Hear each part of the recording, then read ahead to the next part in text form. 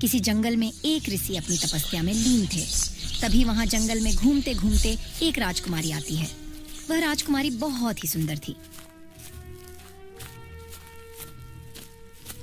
जब उस राजकुमारी की नजर बाबा जी पर पड़ती है तो वह सोच में पड़ जाती है। वाह, यह ऋषि कितना सुंदर है। इस ऋषि के जैसा सुंदर आदमी मैंने आज तक कभी नहीं देखा। ना जाने इस ऋषि में कौन सा जादू है जो मेरी नजर इस पर से हट ही नहीं रही। बस मन करता है इसे इसी तरह निहारती रहूं, मैं जो इतने दिनों से अपने लिए सुंदर पुरुष की तलाश में थी। इसे देखने के बाद लगता है मेरी तलाश खत्म हो गई। वह राजकुमारी बहुत ही सुंदर थी और अपने लिए एक सुंदर नौजवान पुरुष की तलाश में थी। जब उसकी नजर ऋषि पर पड़ती है तो वह ऋषि पर मोहित हो जाती है और उसे बस टकटकी लगाकर निहारती रहती है। राजकुमारी मन ही मन ऋषि से प्रेम भी करने लगी थी। ना जाने यह ऋषि कब अपनी आंखें खोलेगा कि मैं इससे अपने दिल की बात कह सकूंगी। बस एक बार यह अपनी आंखें खोलकर मुझे देख ले, फिर मेरे रूप को देखकर इसे मुझसे ही प्रेम हो जाएगा। फिर मैं अपनी दिल की बात कह दूंगी और विवाह का प्रस्ताव रख दूंगी। राजकुमारी से रहा नहीं जाता और वह ऋषि को स्पर्श करने लगती है, जिससे ऋषि की तपस्या भंग हो जाती है। देखिए ऋषि मुनि, आपको देखने के बाद मैं आपको मन ही मन चाहने लगी हूँ और आपसे प्रेम करने लगी हूँ। मैं आपसे विवाह करना चाहती हूँ और आपको अपना जीवन साथी बनाना चाहती हूँ। वह ऋषि राजकुमारी को एक बार भी नहीं देखता है। ये देख राजकुमारी को अच्छा नहीं लगता। इस ऋषि की इतनी हिम्मत जो इसने मुझे देखा तक नहीं। आज तक किसी भी पुरुष ने मुझे देखकर अनदेखा नहीं किया। इसे मेरे रूप को देखना ही होगा। राजकुमारी ऐसा देख बहुत क्रोधित हुई और ऋषि को झकझोर देती है। ऐसा देख ऋषि बहुत क्रोधित हुए और गुस्से से बोले, हे दुष्ट राजकुमारी, तूने मेरी तपस्या भंग कर दी। इसका परिणाम जानती भी हो। हे रिसीवर, एक बार मेरे रूप को देखिए तो सही। इस दुनिया की सबसे सुंदर राजकुमारी आपके सामने है और आप देखना ही नहीं चाहते हो। एक बार मुझे देख लेंगे तो आप अपनी तपस्या भूल जाएंगे। राजकुमारी की बात से वह ऋषि और भी ज्यादा क्रोधित हो जाता है और वह राजकुमारी को श्राप दे देता है। राजकुमारी श्रापित होते ही बहुत बदसूरत हो जाती है। नहीं नहीं ऋषिवर, ऐसा मत कीजिए। मुझे बदसूरत मत बनाइए। मुझसे भूल हो गई। मुझे क्षमा कीजिए ऋषिवर। मुझे श्राप मत दीजिए। अपना श्राप वापस ले लीजिए महाराज। राजकुमारी बहुत गिड़गिड़ाने लगती है। ऐसा देख ऋषि को दया आ जाती है और वह राजकुमारी से कहता है, मैं अपना श्राप वापस तो नहीं ले सकता। हाँ, इतना जरूर कर सकता हूँ कि तुम्हें इस श्राप से मुक्त होने का उपाय बता सकता हूँ। महाराज, मुझे उपाय बता दीजिए, बड़ी कृपा होगी। तो सुनो राजकुमारी, मेरे गुरु 7 समुद्र पार एक पहाड़ पर तपस्या कर रहे हैं। तुम्हें वही सही कर पाएंगे। तुम्हें वहां जाना पड़ेगा। पर महाराज, मैं 7 समुद्र पार कैसे जाऊंगी? लगता है मैं जिंदगी भर बदसूरत ही रहूंगी। इस बदसूरत चेहरे से अच्छा कि मैं आत्महत्या कर लूं। अरे राजकुमारी, मेरी बात तो पूरी सुनो। अब क्या रखा है? सुनने सुनाने में महाराज जी मेरी जिंदगी आपने खराब कर दी है। देखो राजकुमारी, तुम्हें 7 समुद्र पार जाने के लिए एक सारस का सहारा लेना पड़ेगा। सारस? कैसा सारस? मैं सारस का सहारा कैसे ले सकती हूँ? आखिर सारस कैसे मिलेगा मुझे? देखो राजकुमारी, मेरी बात ध्यान से सुनो। तुम इस जंगल के पूर्व के दिशा की ओर एक बहुत बड़ा पीपल का पेड़ है। पेड़ के नीचे एक सारस घायल पड़ा हुआ है। तुम उसकी मदद करो, वह तुम्हारी मदद करेगा। इतना सुनते ही वह सारस के पास जाती है। राजकुमारी सारस को देखती है कि वह बहुत ही घायल स्थिति में है। वह सारस से पूछती है, सारस महाराज, यह आपको क्या हुआ है? आप इतनी बुरी तरह से घायल कैसे हो गए हो? क्या बताऊं राजकुमारी, एक शिकारी जंगल में आया था। उसी ने तीर से मुझे मार दिया। तब से मैं घायल पड़ा हूँ। मेरे में इतनी सख्ती नहीं रह गई कि मैं जंगल से जड़ी बूटी लाकर अपना इलाज कर सकूं। लगता है कि मैं अब जिंदा नहीं रहूंगा। आप ऐसी बात मत कीजिए। मैं आपको जड़ी बूटी लाकर दूंगी, आप बिल्कुल ठीक हो जाएंगे। पर जड़ी बूटी कहाँ मिलेगी? मुझे तो मालूम ही नहीं है। देखो राजकुमारी, जंगल के बीचों बीच एक पपीता का पेड़ है। उसी के नीचे जड़ी बूटी है। उसी को तुम्हें लाना है। सारस की बात मानकर राजकुमारी जंगल के बीचों बीच जाती है।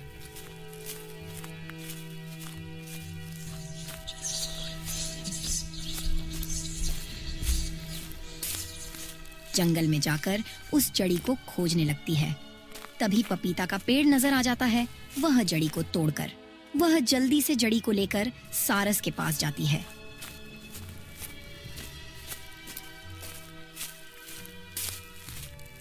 सारस के पास जाके उसके चोट पर जड़ी लगा देती है। कुछ ही देर में सारस पूरी तरह से ठीक हो जाता है।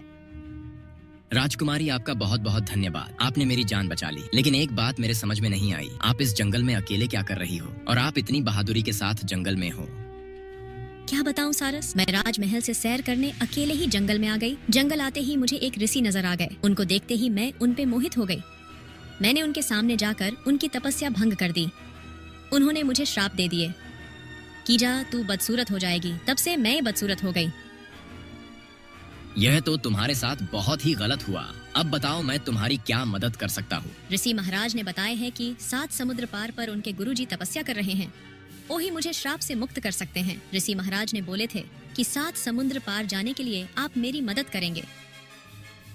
देखो राजकुमारी, मैं अब बूढ़ा हो चुका हूँ। मेरे में इतनी शक्ति नहीं है कि तुम्हें 7 समुद्र पार लेकर जाऊं। मुझे माफ करो। सारस को ऐसे देख राजकुमारी बहुत दुखी होती है और वह सारस के सामने गिड़गिड़ाने लगती है। सारस ऐसा देख सोच में पड़ जाता है। राजकुमारी, मैं तुम्हें 7 समुद्र पार तो ले चलूंगा, लेकिन मैं बूढ़ा हो गया हूँ। इसीलिए हम बीच बीच में रुक रुक कर आराम करते चलेंगे। ठीक है सारस, आप आराम आराम से चलना। सारस अपने ऊपर राजकुमारी को बैठाकर 7 समुद्र पार ले जाने लगता है।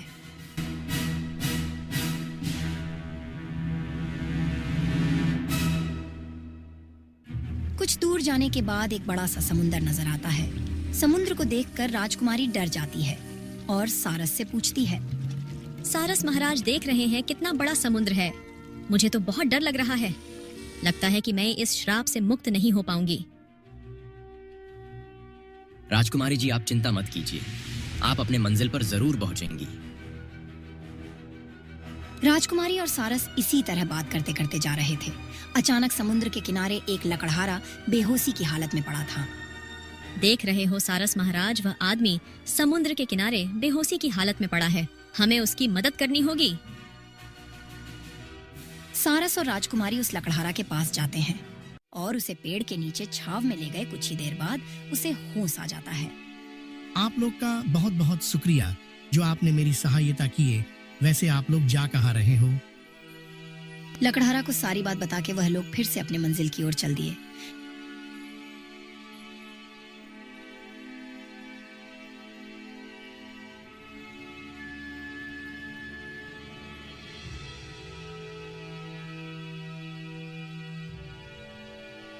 जाते जाते वह लोग उस साधु बाबा के पास पहुंच जाते हैं। साधु महाराज, आप मेरा उद्धार कीजिए। महाराज, मैं बहुत मुसीबत में हूँ। एक ऋषि ने मुझे श्राप दिए है। मैं उस श्राप से मुक्त होना चाहती हूँ। तुम्हें तो श्राप से मुक्त तो कर दूंगा, लेकिन मेरी एक शर्त है कि तुम किसी को भी अपने स्वार्थ के लिए किसी को परेशान नहीं करोगी, नहीं तो तुम फिर से बदसूरत हो जाओगी। महाराज, अब से ऐसी गलती मैं भूल से भी नहीं करूंगी। आप हमें क्षमा कीजिए और मुझे सही कर दीजिए। साधु महाराज को राजकुमारी का यह तकलीफ देखा नहीं जाता है और उसे अपने मंत्र से सही कर देते हैं और वह लोग बहुत खुश हो जाते हैं। राजकुमारी साधु बाबा को शुक्रिया करके वापस अपने महल की ओर चली जाती है। वहीं दूसरी तरफ राजा के दरबार में एक आदमी राजा के पास आता है और कहता है, अनर्थ हो गया महाराज। हमारे गांव के जंगल में एक जंगली कुत्ता आ गया और वो शेर से भी बड़ा है। गांव की तरफ कभी भी आ सकता है। कृपया आप हमारी रक्षा करें महाराज, रक्षा करें। मंत्री जी, जल्द से जल्द कुत्ता को पकड़ने का इंतजाम किया जाए। किसी भी मासूम की जान नहीं जानी चाहिए। ठीक है महाराज, आप निश्चिंत रहे। हम जल्द से जल्द उस कुत्ता को पकड़ लेंगे। ऐसा बोलकर मंत्री अपने साथ कुछ सैनिकों को लेता है और उस कुत्ता को पकड़ने के लिए जाने लगता है।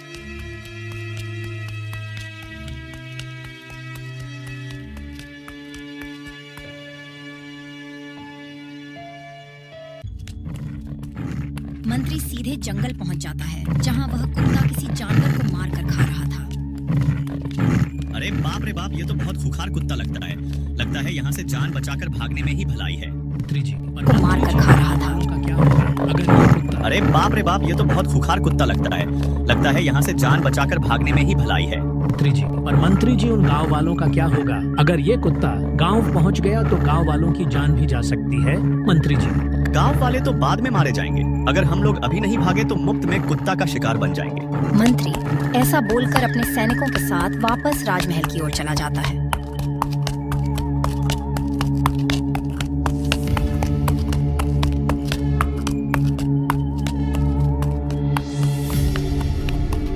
महाराज, वो कुत्ता तो बहुत ही खूंखार है, हम चाह कर भी उस कुत्ता को नहीं पकड़ सकते। अरे ये आप क्या बोल रहे हैं मंत्री जी, आप तो बहुत बड़े कायर निकले।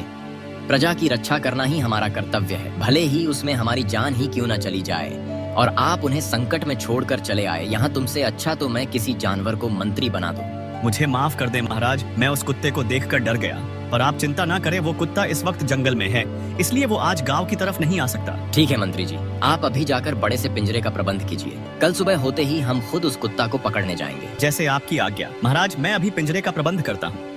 ऐसा बोलकर मंत्री वहाँ से चला तो जाता है, पर राजा की बातें उस मंत्री के दिल में चुभ जाती हैं और वह उस राजा से बदला लेने के बारे में सोचने लगता है।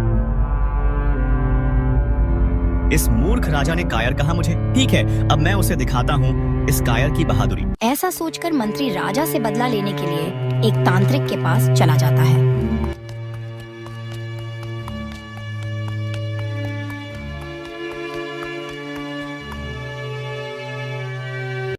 आओ मंत्री आओ, आखिर तुम्हें मेरी जरूरत पड़ ही गई। बताओ क्यों आए हो यहाँ? देखिए महाराज, आपको जो चाहिए मैं आपको वो दूंगा, पर आपको मेरे लिए एक काम करना पड़ेगा। ठीक है, मैं तुम्हारा काम कर दूंगा, पर पहले तुम्हें मुझे एक ऋषि के श्राप से मुक्त कराना होगा। तभी मैं इस गुफा से बाहर निकल पाऊंगा और तभी मेरा जादू काम करेगा। ठीक है, बताओ तुम्हें उस श्राप से मुक्त करने के लिए मुझे क्या करना पड़ेगा, बताओ। इस गुफा के बाहर तुम्हें एक बड़ा पीपल का पेड़ मिलेगा। उसके नीचे एक जादुई चिड़िया रहती है। उस चिड़िया को मारकर उसका खून लाना होगा और उस खून को मेरे ऊपर गिराना होगा, तभी मैं उस श्राप से मुक्त हो पाऊंगा। तांत्रिक के ऐसा बोलते ही मंत्री गुफा से चिड़िया के तालाश में जाता है।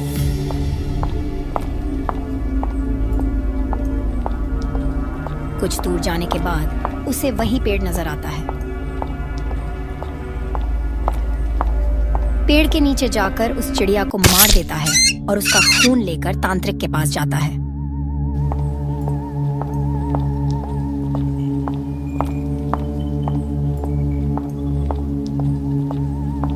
ये लो तांत्रिक, मैं खून ले आया हूँ।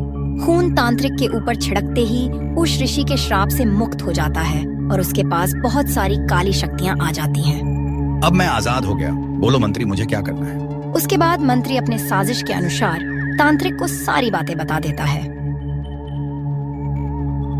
बस इतनी सी बात, तुम्हारा काम हो जाएगा। तुम किसी तरह उस राजा को यहाँ ले आओ। ठीक है तांत्रिक बाबा, मैं उसे किसी भी हालत में ले आऊंगा। अगले दिन राजा का सैनिक एक बड़ा सा पिंजड़ा लेकर राजा के साथ जंगल की तरफ जाने लगते हैं।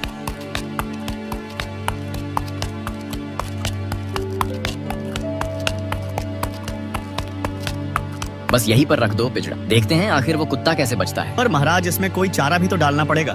बिना चारा के कैसे फंसेगा वो कुत्ता? ऐसा कीजिए, कहीं से कोई जानवर पकड़ लाइए, उसी को चारा के रूप में पिंजड़ा में रख देंगे। महाराज, यही पास में एक आदमी कुछ भेड़िया चरा रहा है। मैंने उससे एक भेड़िया मांगा तो वह कह रहा था कि वह सिर्फ राजा को ही अपनी भेड़िया देगा। अच्छा, तो ऐसी बात है तो फिर चलिए उस आदमी के पास ही चलते हैं। उसके बाद वह मंत्री राजा को अपने साथ लेकर जाने लगता है। कुछ ही देर में वह दोनों एक गुफा के पास पहुंच जाते हैं जहां वह तांत्रिक रहता था। या आप मुझे कहाँ लेकर आए हैं मंत्री जी? ये तो एक गुफा है, यहाँ पर भेड़िया कहाँ है? थोड़ा सब्र कीजिए महाराज, एक बड़ी सी भेड़िया आती ही होगी इस गुफा से। मंत्री को ऐसा बोलते ही उस गुफा के अंदर से वह तांत्रिक बाहर आ जाता है। बोल मंत्री, अब क्या करना है? इस राजा को यही खत्म कर दूं क्या? नहीं नहीं तांत्रिक जी, इस दुष्ट राजा को इतना आसान सजा मैं नहीं दूंगा। पहले तो इसे भेड़िया बनाकर उस कुत्ते के पिंजरे में डालूंगा, वहीं पर ये तड़प तड़प कर मरेगा हरामजादा। अरे दुष्ट मंत्री, तुमने ये क्या किया? यही सिला दिया तुमने हमारे भरोसे का। हमें तुमसे ये उम्मीद कभी नहीं की थी मंत्री जी। ये मेरा प्रतिशोध है। मूर्ख राजा, तुमने मुझे कायर कहा था, अब देखो मेरी बहादुरी। मंत्री, अगर मैं जिंदा बच गया ना तो आपको मृत्यु दंड से कोई नहीं बचा सकता। तुम बहुत पछताओगे। पर ऐसा नहीं होगा मेरे प्यारे महाराज। तांत्रिक जी, आप जल्दी से इस राजा को एक भेड़िया बना दो।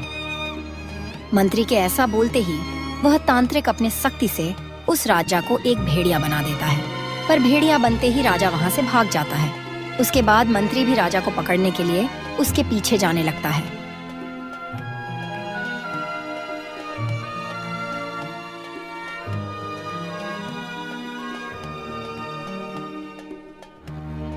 अरे यहाँ तो इतनी सारी भेड़ियां हैं, इनमें से वो राजा कौन सा है?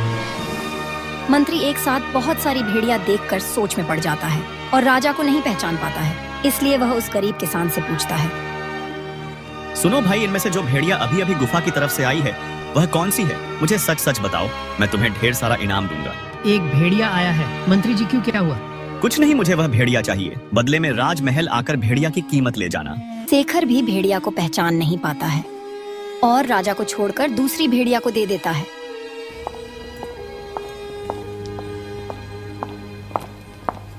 चलो अब बच गया मैं। इस मंत्री को तो मैं बाद में देख लूंगा। उसके बाद मंत्री उस भेड़िया को लेकर उस पिंजरे के पास पहुंच जाता है जहां वो लोग उस खूंखार कुत्ता को पकड़ने वाले थे। सिपाहियों, इस भेड़िया को उस पिंजरे में डाल दो। महाराज के आने से पहले हमें उस कुत्ता को पकड़ना है। पर महाराज तो आपके साथ गए थे ना मंत्री जी, फिर वह कहाँ रुक गए? महाराज कुछ जरूरी काम से एक दूसरे राज्य में गए हैं। तुम अपना काम करो महाराज, थोड़ी देर में आ जाएंगे। ऐसा बोलकर सभी लोग दूर से ही उस कुत्ता का इंतजार करने लगते हैं। कुछ देर बाद ही वहाँ कुत्ता आ जाता है और पिंजरे में फंस जाता है। फिर वह कुत्ता उस भेड़िया को अपना शिकार बना लेता है, जिससे मंत्री जी बहुत ही ज्यादा खुश होते हैं। चलो अच्छा हुआ, राजा तो गया, अब मुझे इस राज्य का राजा बनने से कोई नहीं रोक सकता। सैनिकों, अब उस कुत्ते के पिंजरे समेत राजमहल ले चलो। उसके बाद मंत्री उस कुत्ते को पिंजरे के साथ पकड़कर राजमहल ले जाता है। दूसरी तरफ शेखर उस राजा को अपने भेड़िया के साथ अपने घर ले जाता है। सुनो भले इंसान, क्या तुम मेरी मदद करोगे? अरे ये आवाज कहाँ से आ रही है? यहाँ तो सिर्फ मैं ही हूँ। अरे मैं इधर हूँ भाई, तुम्हारी भेड़िया के साथ। हाँ हाँ भाई, मैं सच में बोल सकता हूँ। तुम कोई सपना नहीं देख रहे हो। मैं इस राज्य का राजा हूँ। उसके बाद भेड़िया के रूप में वह राजा शेखर को अपनी सारी बातें बता देता है। फिर शेखर कहता है, पर महाराज, मैं आपको फिर से ठीक कैसे करूंगा? मुझे तो कोई जादू नहीं आता। तुम मुझे एक ऋषि मुनि के पास ले चलो, मैं तुम्हें उस ऋषि तक ले जाने का रास्ता दिखाता हूँ। बस तुम मेरी रक्षा करना। महाराज, हम कल सुबह होते ही उस ऋषि के पास चले जाएंगे। उसके बाद शेखर उस राजा को अपने साथ अपने कमरे में ले जाता है और अपनी पत्नी को सारी बातें बता देता है। आइए महाराज, इस गरीब की कुटिया में आपका स्वागत है। यह लीजिए इस गरीब का साधारण सा भोजन। आप लोगों का बहुत बहुत धन्यवाद। अगर आप ना होते तो आज मेरे नसीब में ये भोजन भी नहीं होता। आप चिंता न करें महाराज, सुबह होते ही सब कुछ ठीक हो जाएगा। अगले ही दिन शेखर राजा को ऋषि के पास ले जाता है।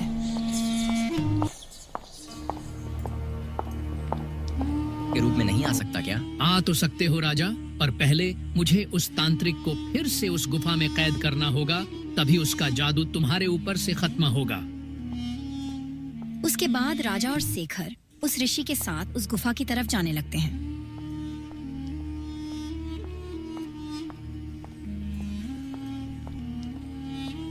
अरे पागल राजा, तुम्हें यही साधु मिला था। किसी और को पकड़ कर लाया होता या अकेले ही आ जाता, मैं वैसे ही ठीक कर देता तुम्हें। ठीक तो कर देता, पर तुम्हें कैद करना अति आवश्यक है तांत्रिक, नहीं तो तू बाहर आकर पूरे राज्य में आतंक फैला देगा तू। ऐसा बोलकर वह ऋषि उस तांत्रिक को अपनी शक्तियों से फिर से उसी गुफा में कैद कर देता है। तांत्रिक के कैद होते ही वह भेड़िया फिर से राजा बन जाता है।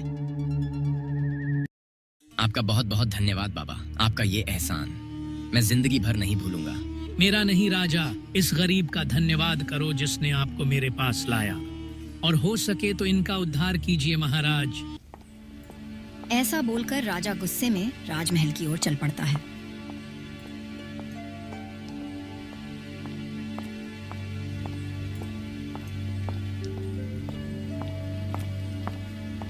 राजमहल जाकर राजा देखता है कि उसके सिंहासन पर उसका मंत्री बैठा हुआ है। मंत्री राजा को देखते ही डर जाता है। महाराज, आप तो मर गए थे ना, आप जिंदा कैसे हो गए? दुष्ट मंत्री, तुमने क्या सोचा था कि मैं उस कुत्ता का शिकार बन गया? पर यह तुम्हारा भूल था। पर मैंने तो आपको खुद उस पिंजरे में डलवाया था, लेकिन आप बच कैसे गए? सिपाहियों, पकड़ लो इस दुष्ट धोखेबाज मंत्री को और हमेशा हमेशा के लिए इसे काल कोठरी में बंद कर दो। राजा उस मंत्री को काल कोठरी में बंद करवाने के बाद उस गरीब किसान को बुलवाता है जिसने उसकी मदद की थी। हे किसान, जिस तरह आपने हमारी जान बचाई, हम उससे बहुत खुश हैं। इसलिए हम आपको अपना मंत्री बनाते हैं आज से। ऐसा बोलकर राजा गरीब किसान को अपना मंत्री बना लेता है और उसे इनाम के तौर पर ढेर सारा धन देता है और सभी लोग खुशी खुशी अपना जीवन बिताने